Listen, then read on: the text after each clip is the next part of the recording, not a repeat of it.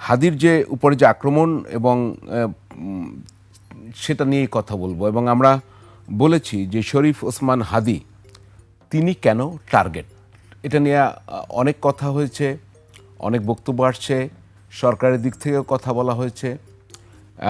এখন পর্যন্ত কিন্তু এখানকার যাকে চিহ্নিত করেছে তাকে কিন্তু গ্রেপ্তার করা সম্ভব হয়নি। এবং তিনি ছাত্রলীগের সাবেক নেতা বা ছাত্রলীগ নেতা আমরা বলতে পারি, এখন নিষিদ্ধ ঘোষিত ছাত্রলীগ, এবং তার দেশের বাইরে পালিয়ে যাওয়ারও একটি আশঙ্কা তৈরি হয়েছে, বিভিন্ন মাধ্যমে সেটি বলা হচ্ছে।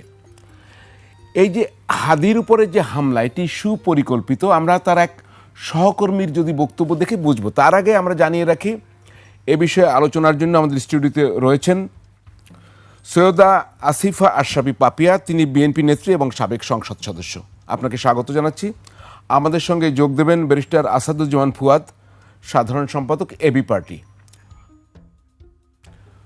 তো যে জিনিসটা হচ্ছে যে আমরা বলছি যে তার এক সহকর্মীর একটি বক্তব্য আমরা দেখব, সেই বক্তব্য দেখলে আমাদের কাছে অনেক কিছু স্পষ্ট হয়ে যাবে যে হাদিকে কিভাবে টার্গেট করা হয়েছিল, কেন টার্গেট করা হয়েছিল, কারা টার্গেট করেছিল, তারা হাদির সঙ্গে কতদিন ধরে যোগাযোগ রাখছিল, বিষয়গুলো স্পষ্ট হয়ে যাবে। আমরা কি ভিডিওটা দেখাতে পারবো এখন?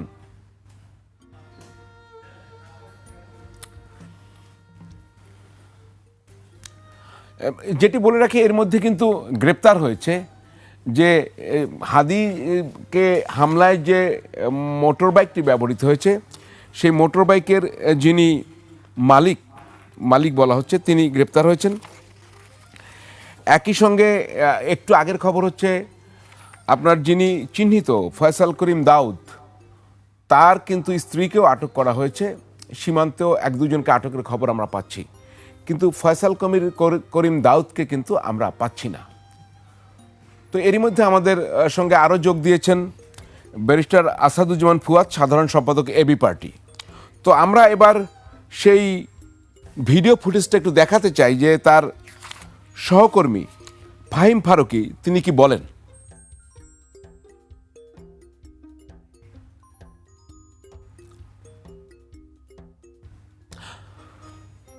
আমরা ভিডিওটি দেখাতে পারছি না, তবে আমরা কি ওই সময়ের সিসিটিভির ক্যামেরার ফুটেজগুলোকে দেখাতে পারবো কিনা?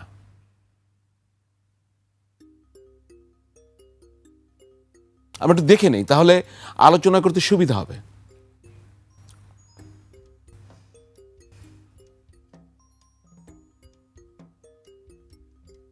আমরা আলোচনা শুরু করেই দিই। আমাদের প্রশ্ন ছিল যে হাদি কেন টার্গেট। আমরা শুরু করতে চাই সৈয়দা আসিফা আশরাফি পাপিয়া, হাদি কেন টার্গেট। আমি প্রথম কিন্তু খুব সুনির্দিষ্ট, তিনি কেন টার্গেট? টার্গেট তো আরো XYZ আরো হতে পারতো, একটু যদি শুরু করে। আচ্ছা, এখানে আমি প্রথমে বিজয়ের মাস 16 ডিসেম্বর সামনে, আমি বিজয়ের মাসে 1971 সালে মুক্তিযুদ্ধে যারা প্রাণ দিয়েছেন, আমি সেই এবং 30 লক্ষ শহীদ এবং মা বোনেরা যারা সম্মানহানি হয়েছে, প্রত্যেকের প্রতি শ্রদ্ধা নিবেদন এবং তাদের স্মরণ করে আমি আপনার কথার উত্তর দিচ্ছি। হাদি কেন টার্গেট? হাদি শুধু একাই যে টার্গেট না, আপনি বলতে পারেন হাদি কেন প্রথম টার্গেট। এটা প্রথম বিষয় হচ্ছে যে হাদি হচ্ছে খুব স্ট্রেইট ফরওয়ার্ড একটা ছেলে এবং খুব তার মানসিকতার যে বিবেকের স্বাধীনতা বলতে যেটা আমি বুঝেছি, মানে ওর সাথে আমার 8-10টা টেলিভিশনের টক শো করতে, যে এমনি টক শোর পর্দার অন্তরালের যে কথাবার্তাগুলো, এগুলো দেখে শুনে যেটা বুঝেছি যে খুব মুক্তিকামী, স্বাধীন চেতা, নির্লোভ এবং একটা সৎ ছেলে, যার একবারে প্রত্যাশা হচ্ছে যে রক্ত দিয়ে জীবন দিয়ে হলেও বাংলাদেশে একটা স্বচ্ছ, সৎ এবং নির্লোভ রাজনীতি প্রতিষ্ঠা করতে হবে। এখন স্বাভাবিক কারণেই ও যেভাবে দেখেন, ও কোনো দলের নমিনেশন চায় না। ওর প্রথম থেকে টার্গেট আমি স্বতন্ত্র ভোট করে দেখবো যে আসলে এখানে স্বতন্ত্র জেতা যায় কিনা। আমি ওকে জিজ্ঞেস করছিলাম যে তুমি ওই জায়গা থেকে কেন করবে, বলে আপা ছোটোবেলা থেকে ওই জায়গায় হাঁটা ছেলে, ওঠা বসা, ছাত্র জীবন থেকে সব কিছু মিলায় মেশায়, সেই কারণে হচ্ছে আমি ওই জায়গাটাকেই বেছে নিয়েছি যে আমি দেখব, তো কোনো দলের নমিনেশন আমি নিব না। আমার ব্যক্তিগতভাবে আমি প্রচণ্ড কষ্ট পেয়েছি। দেখবেন আমার মাতৃত্ব দিয়ে যদি আমি বিশ্লেষণ করি, ওর চোখের দিকে তাকায় দেখবেন একটা চরম মায়াবী চোখ ওর, এবং রাষ্ট্র, দেশ এবং সন্তানতুল্য একটা ছেলের এই মায়াবী চোখ, সুন্দর একটা চিন্তা চেতনা এটা আমাকে ওর ঘটনাটা শোনার পর থেকে আমি ব্যক্তিগতভাবে মানে প্রচণ্ড, আমি আর আত্মীয় না, স্বজন না, পাড়াও না, পড়শিও না, কিন্তু আমি প্রচণ্ড মানসিকভাবে আহত। এই ঘটনার সাথে যারা জড়িত তাদেরকে প্রথমেই মানে আইনের আশ্রয় না, শুধু আমি না- আমি একটু স্পেসিফিক বলতে চাই। আপনি যেটা বললেন একটি মানুষের গুণাবলীর কথা বর্ণনা করলেন, গুণ। তো ধরেন যারা লাভ লোকসানের কথা চিন্তা করে, যারা টার্গেট করবে, তারা তো কিছু বিবেচনা করবে। কণ্ঠটা বন্ধ করার জন্য আরো তো অনেকের কণ্ঠ আছে। শুনেন, টার্গেট যে আমিও না সেটাই আপনি বুঝবেন কিভাবে? ব্যাপারটা হচ্ছে যারা এগুলো করছে তাদের লিস্ট তো নিশ্চয়ই লম্বা হলে হতে পারে, একের অধিক হতে পারে। কারণ আমি একটা জুলকার নাইনের একটা ফেসবুকে দেখলাম কথোপকথন শেখ হাসিনার সাথে, তো সেইখানে তো দেখলাম লম্বা লিস্ট তাদের।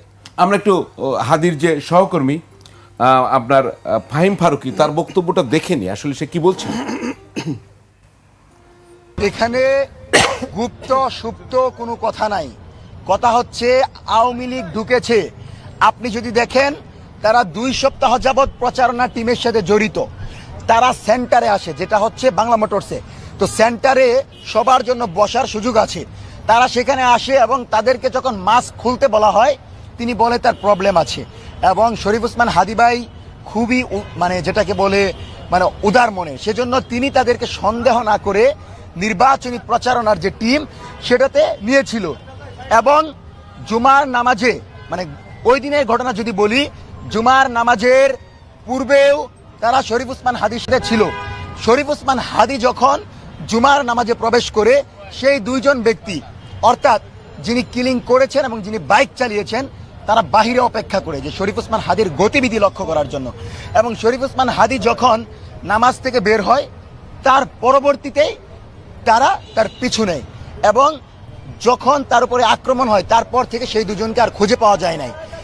এবং স্পষ্টত বলে দিচ্ছি, তারা তার টিমে ঢুকেছিল, নির্বাচনী সংযোগে অংশগ্রহণ করেছিল এবং তাদের পরিচয় তারা ছাত্রলীগ। এখানে গুপ্ত সুপ্ত কোনো চাঁদাবাজ এইসব কথাই যাদেরকে বোঝা হয় তারা কেউ জড়িত ছিল না। সরাসরি আদাবর থানার ছাত্রলীগের যেই নেতা সে ফয়সাল, সে জড়িত ছিল এবং তার সাথে যে ছিল সেই তথ্যগুলো ইতিমধ্যেই ফরেনসিক করা হয়েছে মেবি, এবং প্রশাসন জানিয়েছে, যেটা প্রশাসনের পক্ষ থেকে আপনারা পাবেন। এবং তাদেরকে হত্যাকাণ্ডের ব্যাপারে পূর্বে থেকেই সরকারকে অবগত করা হয়েছিল, কিন্তু সে ব্যাপারে সরকার পদক্ষেপ নেয় নাই। সেজন্য ইন্টারিম কোনোভাবে এই দায় এড়াতে পারে না। ইন্টারিম এখানে জবাবদিহিতার আওতাভুক্ত, তাদেরকে জবাবদিহি করতে হবে। এবং আপনারা অবগত আছেন যে আওয়ামী লীগ এই কিলিং মিশনের অংশ হিসেবে শুধু শরীফ ওসমান হাদিকে নয়, তারপরেও আরও ভাইদেরকে, জুলাই শক্তিগুলোকে ধ্বংস করার জন্য, তাদেরকে বাংলাদেশ থেকে কথা বলা বন্ধ করার জন্য তারা কিলিং মিশনের ধারাবাহিকতা অব্যাহত রাখবে বলে আমরা জানতে পেরেছি। আমরা শুনলাম ফাহিম ফারুকীর বক্তব্য, এবং আমি এর সাথে আরো যোগ করি যে এই যে হাদিকে যে আক্রমণ করলো, তার যে এখন প্রধান সন্দেহভাজন ফয়সাল করিম দাউদ, খেয়াল করেন তাকে 7 নভেম্বর আদাবর এলাকা থেকে গ্রেপ্তার করেছিল র্যাব। ফুয়াদ ভাই একটু মনোযোগ দিয়ে শুনবেন। তখন তার কাছ থেকে 2টি বিদেশি পিস্তল, 2টি ম্যাগজিন, 5টি গুলি, 3টি মুঠোফোন, 5,000 টাকা উদ্ধার করা হয়েছিল। এই মামলায় গত 16 ফেব্রুয়ারি হাইকোর্ট থেকে সে জামিন পায়। খুব ইন্টারেস্টিং। জামিনের সময়সীমা বাড়াতে 12 আগস্ট আবারও আবেদন করে। 3 মাস 8 দিনে সে জামিন পেয়েছিল। সো এই যে আপনার ফয়সাল করিম দাউদ খান, যার কথা বলা হচ্ছে, সে আইডেন্টিফাইড, তাকে চেনা যাচ্ছে, তার ট্র্যাক রেকর্ড আছে, সে ছাত্রলীগ হিসেবেই গ্রেপ্তার হয়েছিল, সে জামিন পেয়েছে। উনি বললেন যে জানানো হয়েছিল তিনি কিল হতে পারেন, আইন শৃঙ্খলা রক্ষাকারী কোনো ব্যবস্থা নেয়নি। তাহলে বিষয়টা কি দাঁড়ালো? এইখানেই তো সমস্যাটা, যে আইন শৃঙ্খলা, এই যে নির্বাচন এত বড় একটা আইন শৃঙ্খলা বাহিনীর একটা চুরি ডাকাতি চিন্তাই যারা ঠেকাতে পারে না, তারা নির্বাচনের শৃঙ্খলার দায়িত্বটা নেবে কি? আর আওয়ামী লীগের দোসর না, ডাইরেক্ট আওয়ামী লীগ করা প্রশাসনের লোকজন তো ভরা। তো এই প্রশাসনকে নিয়ে আপনি নির্বাচন কি করবেন? আবার আওয়ামী লীগের দিকে আপনি তাকায় দেখেন যে তারা জীবনে কখনো কোনো নির্বাচন বর্জন করার ইতিহাস তাদের সেভাবে নাই। তো তারা এই নির্বাচনে তো তারা যেহেতু আসতে পারছে না, আবার এই নির্বাচন হতেও তারা দিতে চাচ্ছে না, যার কারণেই তারা এইভাবে ধরে ধরে ভোকাল, দেশপ্রেমিক, সৎ, ভারতীয় আগ্রাসনের আধিপত্যবাদের বিরুদ্ধে যারা সোচ্চার তাদেরকে যারা টার্গেট করেছে। আসবো আপনার কাছে। ব্যারিস্টার আসাদুজ্জামান ফুয়াদ, এই তথ্যের উপরে আপনি কি বলবেন? মানে মনে হচ্ছে না যেন বিষয়টা খুব loose, everyone knows everything, but অ্যাটাকটা তো তার সামনে উপরে হয়ে গেল, এবং আপনি দেখেন কত দ্রুত সিসি ক্যামেরার ফুটেজ পাওয়া গেল। আমরা ওই আলোচনায় আসবো, কিন্তু এখন কিন্তু শুক্র, শনিবার, আজকে রবিবার না, সেই কিন্তু আপনি যদি দাউদ বলেন অথবা ফয়সাল করিম বলেন, তাকে কিন্তু পাওয়া যাচ্ছে না। আমরা পরে একটি ভিডিও ফুটেজ দেখাবো যেটা আরো ইন্টারেস্টিং সব তথ্য। জি বলুন আপনি। ধন্যবাদ। প্রথম কথা হচ্ছে যে বাংলাদেশের রাষ্ট্রীয় প্রতিষ্ঠানগুলো যে ধসে গেছে আওয়ামী ফ্যাসিবাদের আমলে, প্রত্যেকটা প্রতিষ্ঠান দলীয় সেবাদাসগিরি করতে গিয়ে যেটা হয়েছে, ডিজিএফআই পাপিয়া আপা কয়টা বাসায় থাকে, কয়তলায় থাকে, এটা হয়তো বেশি ভালো জানে, তার থেকে সে কম জানে বাংলাদেশে আসলে টপ সন্ত্রাসীরা কে কোথায় থাকে।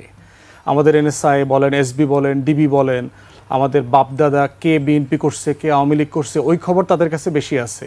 তারা 14 গোষ্ঠীর খবর জানে। মাটির নিচে 40 হাত নিচ থেকে নাকি তারা আসামি ধরতে পারে, হারুন বলছিল একবার আর কি। কিন্তু আপনি দেখবেন এই প্রতিষ্ঠানগুলো বেসিক রাষ্ট্রের সভরেন্টি সিকিউরিটি এনশিওর করবার জন্য যে অ্যাসেসমেন্ট দরকার, যে ক্যাপাবিলিটি দরকার, সেটা তারা বিভিন্ন সময় শো করতে পারে নাই। আপনি দেখেন রোহিঙ্গা ক্রাইসিসের সময় একের পর এক আপনার বোমা এসে পড়তেছিল আমাদের অঞ্চলে, মর্টার শেল এসে পড়ছিল, শত শত আপনার এই রাখাইনের সন্ত্রাসীরা পালায়া চলে আসছে, কাউকে জিজ্ঞাসাবাদ করবার পর্যন্ত লজিস্টিক জানে না। এজেন্সিগুলো জানাইছে রোহিঙ্গা ভাষা জানে এমন মানুষ নাই বলে তারা জিজ্ঞাসাবাদ করতে পারে নাই। তাহলে সে ইন্টেলিজেন্স অর্গানাইজেশন, কিন্তু সে কতটা ইনকেপেবল। এবং এই সন্ত্রাসীরা যে অপারেট করতেছে ভারতের এই যে সীমান্তবর্তী অঞ্চলগুলোতে, কে কোথায় আছে না আছে এগুলো তারা ভালোভাবে ইনফরমেশন জানছে না, কারণ তারা এত বেশি বিরোধী দল দমনে ব্যস্ত ছিল গত 16টা বছর, তারা রাষ্ট্রের সভরেন্টি কম্প্রোমাইজ করে ফেলেছে। এই জন্য এখন যেটা হয়েছে, যখনই আপনার এই ঘটনাগুলো ঘটছে, 64 জেলার নতুন কি মানে একই পুলিশ তো আপনার এরে ওখান থেকে ওখানে দেওয়া, ওখান থেকে সেখানে দেওয়া, এটা দিয়ে কোনো মৌলিক পরিবর্তন। আমি সাধারণত ইন্টারাপ্ট করি না, তাহলে পুলিশ পাবেন কোথায়? ওটা তো ডিফারেন্ট আলোচনা। পুলিশ নিয়ে যদি কথা বলি এটা আমি আর 8 ঘন্টা কাটা দিতে পারবো। প্রশ্ন হচ্ছে যে তাহলে আমাদের রাষ্ট্রের এই প্রতিষ্ঠানগুলো যে ধসে গেছে, এই প্রতিষ্ঠানগুলো যে তার সক্ষমতা হারিয়ে ফেলেছে, এইটাতে আমাদেরকে সিরিয়াসলি এখন রিভিজিট করতে হবে। দ্বিতীয় প্রশ্ন হচ্ছে যে যারা এইখানে কাজ করছে তারা কি আসলে সবাই আন্তরিকভাবে এই গণ অভ্যুত্থান, এই পরিবর্তন, এই জুলাইয়ের পক্ষের শক্তি, এই নতুন নির্বাচন আসতেছে, এই যে শক্তিগুলো একসাথে প্রতিযোগিতা করছে, আওয়ামী লীগ, জাতীয় পার্টি, 14 দলীয় দোসররা যে রাজনীতিতে নির্বাচনে থাকতে পারছে না, এই বাস্তবতাটাকে আসলে মেনে নিতে পারছে কিনা?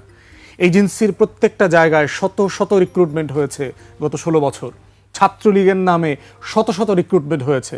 আমরা চিঠিপত্র দেখেছি, পত্রিকার প্রতিবেদন দেখেছি, ছাত্রলীগের সভাপতি বলে দিয়েছে ছাত্রলীগের অমুক হলের সভাপতি, অমুক হলের সেক্রেটারি, জগন্নাথ হলের অমুক তমুক সদস্য শত শত রিক্রুটেড হয়েছে। প্রশ্ন হচ্ছে আপনি এই মানুষগুলোকে দিয়ে কি এখন এই হাসিনা পরবর্তী রেজিমে বাস্তবতায় কি আপনি তাকে দিয়ে দায়িত্ব পালন করাতে পারবেন? 15 মাস হয়ে গেল না, কোথাও তো ক্লিনিং হয়নি। এটাই তো ইউনূস সরকারকে যে আমি সমালোচনা করেছি তার সবচেয়ে বড় ফেলিয়ার হচ্ছে সে অ্যাডমিনিস্ট্রেশনের উপরে এখনো নিয়ন্ত্রণ নিতে পারে নাই। তাহলে আপনি কাকে দিয়ে কাজটা করাবেন? Law enforcement agencies, intelligent agency, arm forces, যৌথ বাহিনী আছে, ম্যাজিস্ট্রেসি দেওয়া আছে, যার যার ক্যাম্পে বসে আছে। পুরো এই লক্ষ লক্ষ হাজার হাজার জওয়ান, জুনিয়র অফিসারদেরকে আপনি কমান্ডলেস অবস্থায় রেখে দিয়েছেন, কোনো অপারেশনে তাকে এঙ্গেজ করছেন না। তাহলে এই কাজগুলো কিভাবে হবে? আপনি এই যে অপারেশন ডেভিল হান্ট করলেন ফেব্রুয়ারি মার্চে, রেজাল্ট কি? রেজাল্ট হচ্ছে আওয়ামী লীগের যারা গ্রেফতার হয়েছে তার প্রায় 80% জামিনে বের হয়ে আসছে। জামিনের আইনজীবী কারা? সবার নাম আসছে না?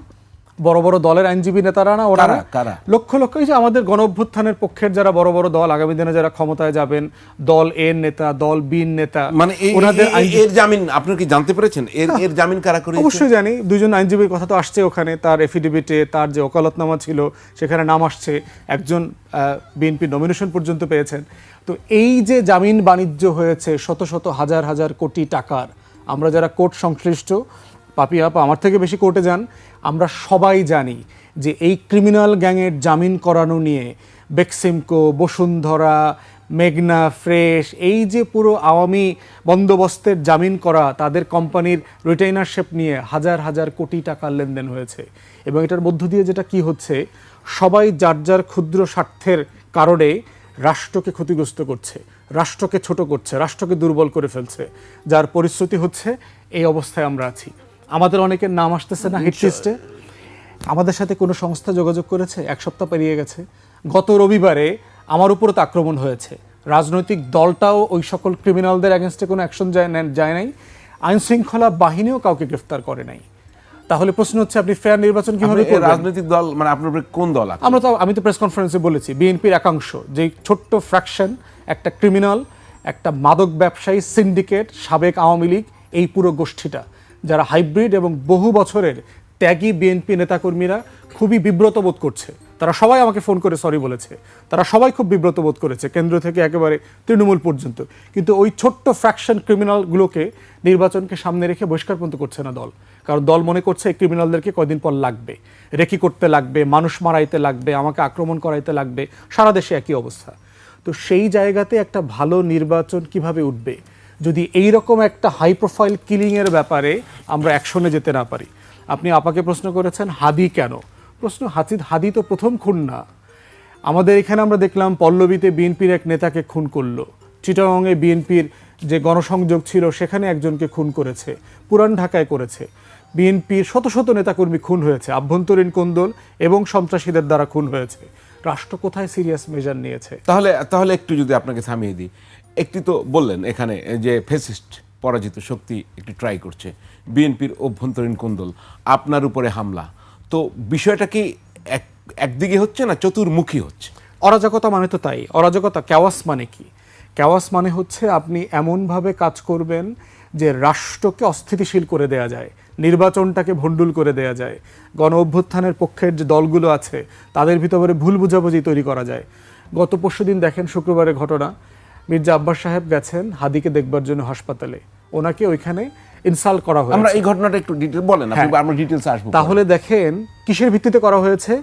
আজকের কণ্ঠ নামে আওয়ামী লীগের একটা আমেরিকা প্রবাসী এক ক্রিমিনাল একটা চালায়, একটা প্ল্যাটফর্ম চালায়, সেখানে একটা মিথ্যা খবর দিয়েছে যে ডাকসু ভিপি সাদেক কায়ুম বলছে যে এটা বিএনপির ছাত্রীরা করছে, মির্জা আব্বাস হলো ওইটার নেতা। তাহলে দেখেন এইটা নিয়ে মির্জা আব্বাসকে ইনসাল্ট করা হইল, মির্জা আব্বাস এবং রিজভী ভাই সাদেক কায়ুমের বিরুদ্ধে কথা বলল, একজন আরেকজনকে থ্রেট করেছে, বিএনপির প্রেস কনফারেন্সে মহাসচিব পর্যন্ত কথা বলতে বাধ্য হয়েছে। কিসের ভিত্তিতে? পুরো একটা ফেক রিয়েলিটির উপরে, আওয়ামী বট বাহিনীর ক্রিয়েটেড নিউজ। মানে এটা কি মানে অরাজকতা তৈরি করা, মানে এটা কি এতই শক্তিশালী? তাহলে আপনার প্রশাসন, এখানকার রাজনৈতিক দলগুলো, এখানে সব মিলে কি একটা পরাজিত শক্তির কাছে ধরা খেয়ে যাচ্ছে? মানে বিষয়টা আপনি ব্যাখ্যা করবেন একটু। না, পরাজিত শক্তি হলো তার রিসোর্স তো পরাজিত না। না, তাহলে তাদের শক্তি এতই এখনো না। সার্টেনলি একটা শক্তি তো সাডেনলি ভ্যানিশ হয়ে যায় না। আপনি যখন কোরবানির দিন একটা গরু জবাই করেন, জবাই শেষ হয়ে যাওয়ার পরে দেখবেন যে রক্ত বাইর হইতে থাকে, গরু কিন্তু হাত পাও লড়ায়। আওয়ামী লীগ হইল সেই কোরবানির গরুর মতো, ওরে জবাই করা হয়েছে গণ অভ্যুত্থানে, কিন্তু ও এখনো হাত পাও নাড়াইতেছে সব জায়গা থেকে, ওর মরতেও তো সময় লাগে, একটা ডাইং পিরিয়ড আছে। তো সেই জায়গাতে আপনি দেখেন এই ক্যাওয়াসগুলো করেছে, কারণ আওয়ামী লীগ গত 16 বছরে ফ্যাসিবাদের যে কাঠামো তৈরি করেছে, লক্ষ লক্ষ ইয়াং ছেলেমেয়েদেরকে ট্রেন করছে, পয়সা দিছে, বট বাহিনী বানাইছে, সারা দুনিয়া থেকে তো এই কাজ এখনও সে করাচ্ছে। কিলিং মেশিন পাঠাচ্ছে, কনভারসেশন লিক হইতেছে, অস্ত্র আসতেছে, ট্রেন শুটার আসতেছে, বৈধভাবে অবৈধভাবে, এগুলো তো ফ্যাক্ট। প্রশ্ন হচ্ছে গণ অভ্যুত্থানের পক্ষের শক্তিগুলোর ভিতরে এই জন্য ভাষা মেজাজে সমালোচনার মাত্রাটা ঠিক রাখা দরকার। নিউজ বলার আগে, রেফার করবার আগে ডাবল চেক করা দরকার। আশরাফি বাপি আপা, তাহলে যেটা শুনলাম ব্যারিস্টার ফুয়াদের কাছে যে হাইব্রিড বিএনপি অলরেডি তৈরি হয়ে গেছে, তাহলে কি ফরম্যাট চেঞ্জ হয়ে গেল? আমরা গুপ্ত শিবির থেকে কি গুপ্ত আওয়ামী লীগ যারা বিএনপি বা অন্যান্য দল আশ্রয় নিচ্ছে, মানে একই ফরম্যাটে কি আওয়ামী লীগ গুপ্ত হয়ে আপনাদের মধ্যে ঢুকে যাচ্ছে? আওয়ামী লীগের গুপ্ত অগুপ্ত ব্যাপার না। ফুয়াদ যে কথাটা বলছে তাদের কি পোস্ট, বিএনপির কোন সংগঠন, কোন অঙ্গ সংগঠনের সাথে জড়িত, এটা আরো ক্লিয়ারলি বললে বুঝতে পারতাম যে তাদের শোকজ এবং বহিষ্কারের মতো পোস্ট পজিশন পদবি আছে কিনা। না এই হচ্ছে এই পরিবর্তনে আওয়ামী লীগ মুক্ত বাংলাদেশ, হাসিনা মুক্ত বাংলাদেশে এসে হঠাৎ করে এসে বিএনপি বাংলাদেশ জিন্দাবাদের স্লোগান দিয়ে আমাদের লাইনটা লম্বা হওয়ার একটা অংশ হয়ে দাঁড়ায় গেল, সেইটা কিনা এটা হচ্ছে বিবেচনার বিষয়। আর ইন্টারনালি সেই বলতে পারবে। আর ফুয়াদ যেটা বললো যে বিএনপি যারা, তারা প্রত্যেকে এই ঘটনার জন্য নিন্দা জ্ঞাপন করছে, সরি বলছে। আমি নিজে টক শোতে শুনছি যখন, তখন আমিও বলছি এটা রাজনৈতিক কালচার বহির্ভূত ঘটনা এবং রাজনৈতিক সংগঠন দলগুলোকে রাজনৈতিক কালচারের ভিতর ফেরত আসতে হবে। বিত্ত বৈভবের মালিক সেটা হচ্ছে অন্য ক্রাইটেরিয়া তার, কিন্তু রাজনৈতিক কর্মীর ত্যাগ তিতিক্ষা সততা দেশপ্রেম গণতন্ত্রের প্রতি আস্থাশীলতা এগুলো হচ্ছে ফার্স্ট ক্রাইটেরিয়া। তো এগুলো রাজনৈতিক সংগঠনগুলো যত বেশি বেশি চর্চা করবে তত একজনের সাথে আর একজনের আপনাদের ভোট তো 10 লাখ কমে গেছে ওই ঘটনা, এটা ফুয়াদ ভাই বলেছেন। 10 লক্ষ ভোট কমছে কি কমছে না সেটা ভোটের সময় বোঝা যাবে। ফুয়াদের মতো অ্যানালাইসিস করতেই পারে, সেটার সাথে আমি দ্বিমত পোষণ করছি না, একমত পোষণ করছি না, মানে মন্তব্য নিষ্প্রয়োজন এই ক্ষেত্রে আমার। আর আপনি বাংলাদেশের জিও পলিটিক্সে দেখেন, আমাদের চতুর্দিকে হচ্ছে ভারত পরিবেষ্টিত। এই ভারত বাংলাদেশের শেখ হাসিনাকে 15 বছর প্রকাশ্যে সমর্থন দিছে, একবারে প্রকাশ্যে এসে সুজাতা সিং থেকে শুরু করে প্রণব মুখার্জি থেকে শুরু করে মোদি থেকে শুরু করে সবাই একবারে শঙ্কর থেকে শুরু করে পররাষ্ট্র সচিব যিনি প্রকাশ্যে তাকে ইন্ধন দিছে, প্রকাশ্যে তাকে অবৈধভাবে থাকার অনুমোদন দিছে। তাহলে এখন তাদের মানে এখানে ভারতের সাথে বাংলাদেশের গণতান্ত্রিকামী মানুষের দ্বন্দ্বটা দাঁড়ায় গেছে ডাইরেক্ট। অপকর্ম ভারত করিয়েছে, হাসিনা অপকর্ম করেছে, করার পরে আবার হাসিনাকে ভারতে আশ্রয় দিছে, আবার ভারত আশ্রয় দিছে ভারতে থেকে সে বাংলাদেশের বিরুদ্ধে কথা বলছে, বাংলাদেশকে কিভাবে ক্ষতিগ্রস্ত করা যায়। এটা একটা শুনেন, এই সরকারকে আমি কোনো সরকারই মনে করি না। এরা 1-11 সময় যে বড় বড় লম্বা লম্বা লেকচার দিছে এবং তার পরবর্তী পর্যায়ে তারা আওয়ামী লীগের অত্যাচার নির্যাতন নিয়ে যে বক্তৃতা দিছে, এইটার সাথে বিন্দুমাত্র এরা যে এত অনভিজ্ঞ এবং এরা যে খামাখা সমালোচনাগুলো মানুষের করেছে, যার সমালোচনা করেছে সেটা কার্যক্ষম করার এবং সেগুলো কার্যকারিতার কোনো উদ্যোগ এই সরকার নাই। বাংলাদেশে বহুতন্ত্রবর্তীকালীন সরকার আসছে, মঈনুদ্দিন ফখরুদ্দিনের সরকারও আসছে, কিন্তু এত জঘন্য, এত অথর্ব, এত ওয়ার্থলেস, মানে কাণ্ডজ্ঞানহীন, দায়িত্বজ্ঞানহীন সরকার আমি আমার বুদ্ধি হওয়ার পর থেকে এই প্রথম একটা সরকার দেখলাম। এরশাদের সময় এরশাদ বিরুদ্ধে আন্দোলন করছে, দেখেন পুলিশ কিন্তু একবারে বাধ্য হয়ে কিছু কিছু ইয়েতে গুলি করছে, মারছে টারছে, সব ঠিক আছে, কিন্তু বিশ্ববিদ্যালয়ের আশেপাশে বিশ্ববিদ্যালয়ে এইভাবে কিন্তু ঘটনাগুলো ঘটায়নি, যেটা এই সরকারের উপস্থিত থাকার পরে ঘটছে। এবং এই সরকারের আমলে অনেকগুলো ক্রসফায়ার হয়েছে, এই সরকারের আমলে অনেকগুলো অস্বাভাবিক মৃত্যু হয়েছে এবং জেল হাজতেও মারা গেছে, এরকম পরিসংখ্যানও কিন্তু আমরা শুনবো সেগুলো আপনার কাছ থেকে আরো শুনবো। দর্শক, এ বিষয়ে আমরা আরো শুনবো, তার আগে ফ্যাক্ট চেকে একটা বিরতি নিচ্ছি, আমাদের সঙ্গেই থাকুন।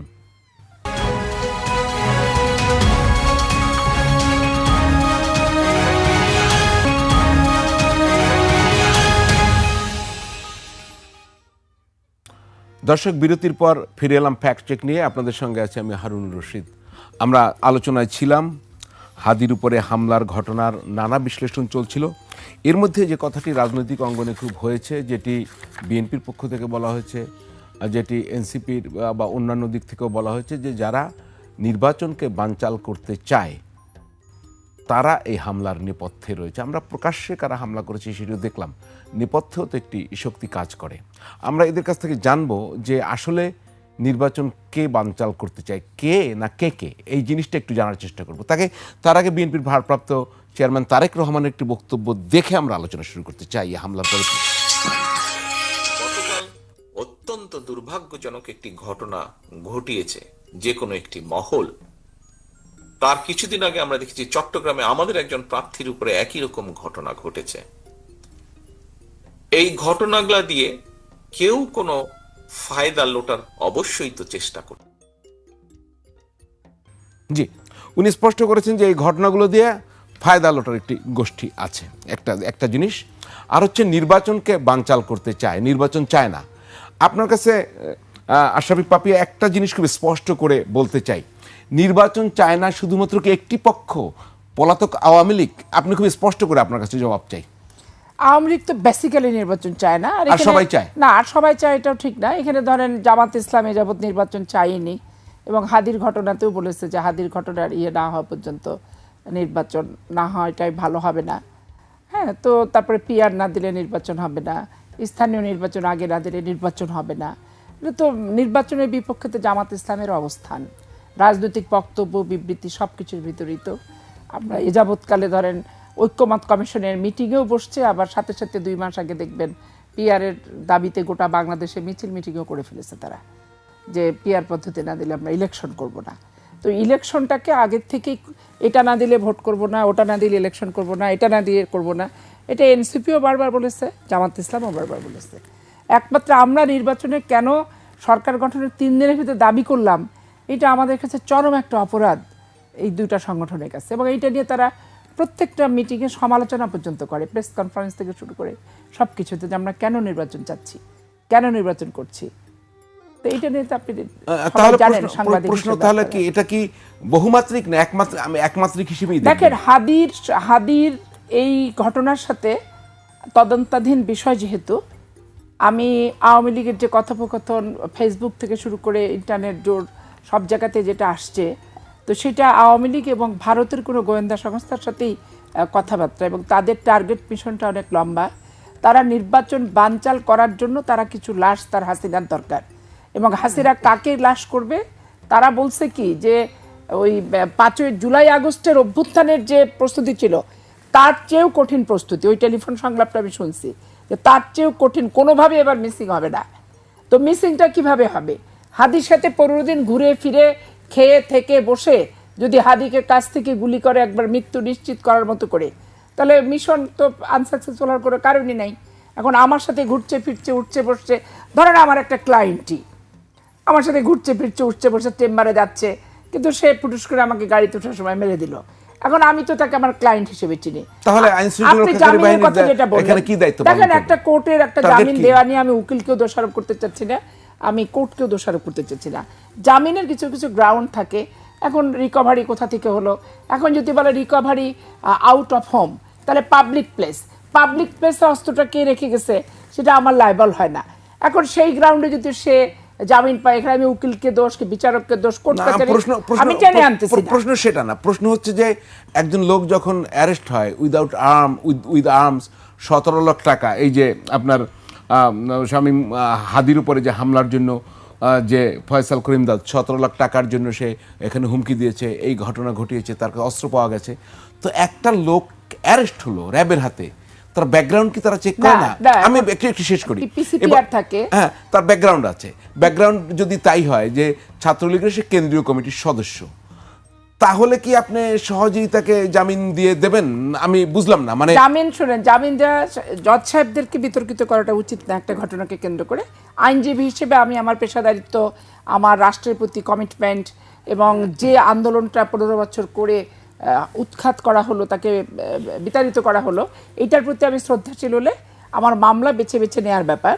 আমি ফুয়াদের সাথে একটা জিনিস সংশোধন করি, ক্রিমিনাল অফেন্স আর দুর্নীতির যত মামলা, এইটা নিয়ে একটা হাইকোর্টের সিন্ডিকেট হয়েছে, সেটা ঠিক আছে, যে ওই 5-7টা অ্যাডভোকেটি সালমান এফ রহমান কি অমক তমক গ্রুপের মামলা তারা করে বেড়াচ্ছে একবার, এবং তাদের কারণে আমরা জেনারেল লয়ার যারা নর্মাল প্র্যাকটিস করি, আমাদেরকে ঘন্টার পর ঘন্টা ওয়েট করে হয়তো 3 মাসে আমাদের মামলা শুনানি করতে পারছি না, তাদেরটা শুনানি শেষ হচ্ছে না। সজীব ওয়াজের জয়ের ওই যে নগদ বিকাশের মতো যে মানি লেনদেনের যে ইয়েটা আছে নগদ, সেটারও দেখবেন যে অনেক বড় বড় রথী মহারথীরাই গেছে যে সেখানে করছে। এখন হয় কি, আমার কথা হচ্ছে আমি আইনজীবী হতে পারি, আমার কাছে 70-80টা মামলা আসছিল এই অর্থনৈতিক দুর্নীতি দুদক, আমি একটা মামলা অ্যাকসেপ্ট করিনি। আমি এই কারণে করিনি, আমার রুচিতে বাঁধছে যে করাপশন করে দুর্নীতি করে মানুষের রক্ত চুষে খেয়ে যে টাকাটা অর্জন করছে, আমি লয়ার হিসেবে ওই নোংরা টাকাটা আমার ফি হিসেবে আমার সংসারে আমি ঢুকাতে চাই না। দেন ওই 90-80টা মামলা আমি একটাও, আচ্ছা, আমি একটা প্রশ্ন সিনিয়র ব্রিফ হিসেবে ধরেন এই যে ফয়সাল করিম দাউদ খান, তার জামিনের জন্য যখন একজন লয়ারের কাছে প্রেজেন্ট করলো, সেটা কি লয়ার বেছে নিল না এর ব্যাকগ্রাউন্ডে আরো লোক থাকতে পারে?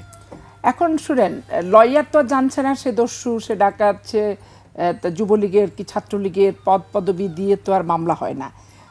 সমন্বয়ের এই জুলাই আগস্টের যে মামলাগুলো সেগুলো দলীয় পদ পদবি দিয়ে করেছে, কিন্তু তারপরে নর্মাল অস্ত্র, যেমন আমি একটা ক্রিমিনাল প্র্যাকটিস আমি করি 97 থেকে। এখন আপনার আউট অফ হোম একটা জায়গা থেকে খড়ের গাদা থেকে আপনি উদ্ধার করলেন, না সেটা আমি বুঝতে পেরেছি যে পজিশনে আছে কি না ইত্যাদি, সেটা তো যৌক্তিক একটা।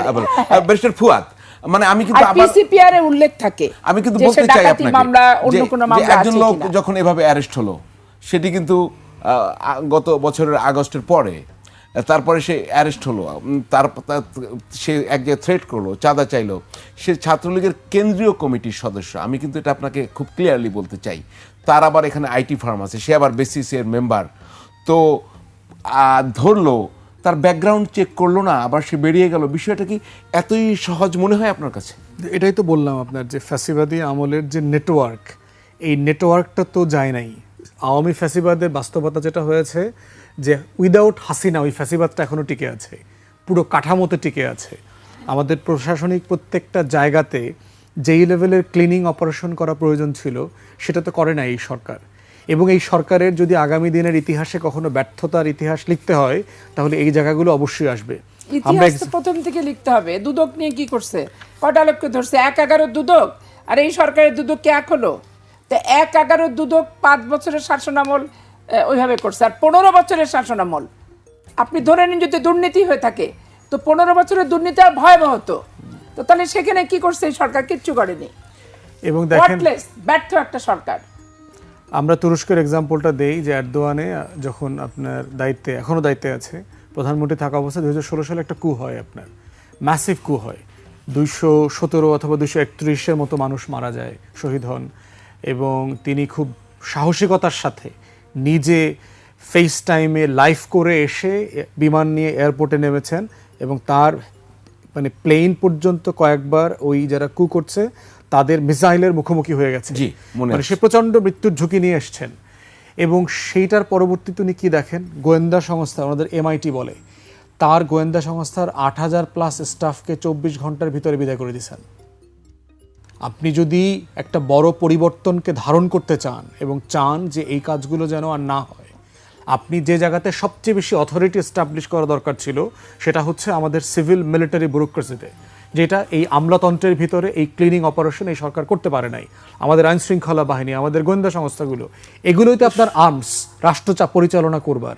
এই হাতগুলো পরিষ্কার পরিচ্ছন্ন না করে আপনি রাষ্ট্রকে সংস্কার করা, পরিচ্ছন্নর আলাপ মাসের পর মাস তাহলে করেছেন। শুধুই কি তারা, একটু আগেই তো পাপি আপা বললেন যে মানে আমি ঠিক অঙ্কগুলা মেলাতে পারছি না, শুধুমাত্র আওয়ামী লীগই তো নির্বাচন বানচাল চায় না, নির্বাচন বানচাল নির্বাচন চায় না এমন আরো দল রয়েছে। তো দল না, মানে এলিমেন্ট আছে, উপকরণ আছে প্রশাসনের ভিতরে। উনি আওয়ামী ফ্যাসিবাদের যে উপকরণ আছে, এই উপকরণগুলো তো প্রশাসনের বিভিন্ন জায়গায় এখনো আছে এবং তারাই তো নির্বাচন করবে। তাহলে দল নির্বাচন চায় না এমন অবস্থান নাই, যেটা আমি মনে করি না, আমার জায়গা থেকে আমি মনে করি না যে কেউ নির্বাচন চায় না অথবা নির্বাচন বানচাল করতে চায়, এটা আমি এখন মনে করি না। ক্লিয়ার। তাহলে কি দাঁড়ালো, এই যে লোকটা, আমি একটু এই ভিডিও ফুটেজটা যদি দেখানো যায়। প্রিয় দর্শক, আসসালামু আলাইকুম, সবাইকে আজকের ভিডিওতে স্বাগতম। আজকের এই ভিডিওটি দেখলেন সবাই অবশ্যই কমেন্ট করবেন এবং সাবস্ক্রাইব করে দেবেন, যাতে করে পরবর্তী ভিডিও আপলোড করলে আপনার কাছে একটি নোটিফিকেশন চলে যায়, আপনি সবার আগে আমাদের এই ভিডিওটি দেখতে পারেন। ভালো থাকবেন, সুস্থ থাকবেন, আল্লাহ হাফেজ।